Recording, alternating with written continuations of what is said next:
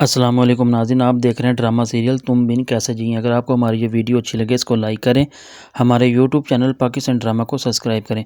ज़ारा का बाप अपनी बेटी की वजह से बहुत ज़्यादा परेशान होता है, लेकिन जो ज़ारा का भाई साहब होता है वो उसे कहता है कि मुझे लगता है कि तुमने कहीं ये फ़ैसला जल्दबाजी में तो नहीं किया, हो सकता है ये तुम्हारे लिए गलत भी साबित हो सके, लेकिन इसके बारे में सोचो ज़रूर।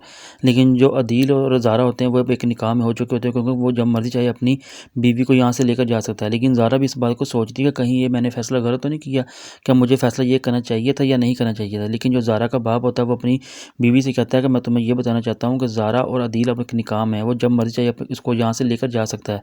लेकिन जो साद होता है वो भी ज़ारा के लिए काफ़ी ज़्यादा परेशान होता है, क्योंकि वो नहीं चाहता कि किसी वजह से ज़ारा को कोई परेशानी का सामना करना पड़े, और ना ही ज़ारा अपने घर वालों को किसी परेशानी का सामना करने देगी, क्योंकि वो नहीं चाहती कि मेरी वजह से उनको कोई परेशानी हो। लेकिन वो अपने बाबा से बहुत ज़्यादा प्यार करती है और उसका बाप भी उससे बहुत ज़्यादा प्यार करता है, और वो कहते हैं कि किसी वजह से इनकी शादी बस जितनी जल्दी हो सके हो जाए।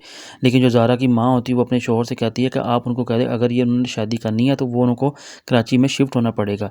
लेकिन ज़ारा का बाप कहता है मैं अपनी बेटी की वजह से उनसे ऐसी बात नहीं करूँगा जिस वजह से उसको किसी परेशानी का सामना करना पड़े।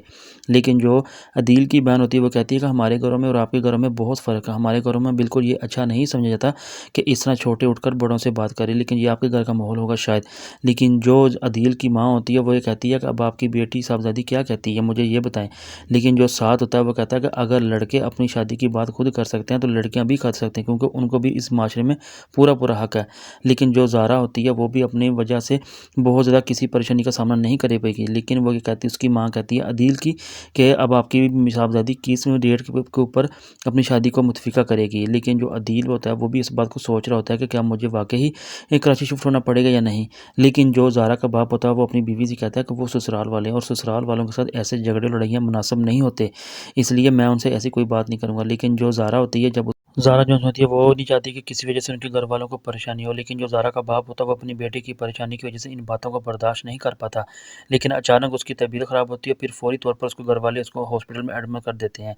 लेकिन जो ज़ारा होती है वो अपने बाप की परेशानी की वजह से अब बहुत ज़्यादा परेशान हो जाती है, क्योंकि वो नहीं चाहती कि उसकी वजह से या उसकी शादी की वजह से उनके घर वालों को किसी किस्म का कोई परेशानी का सामना करना पड़े।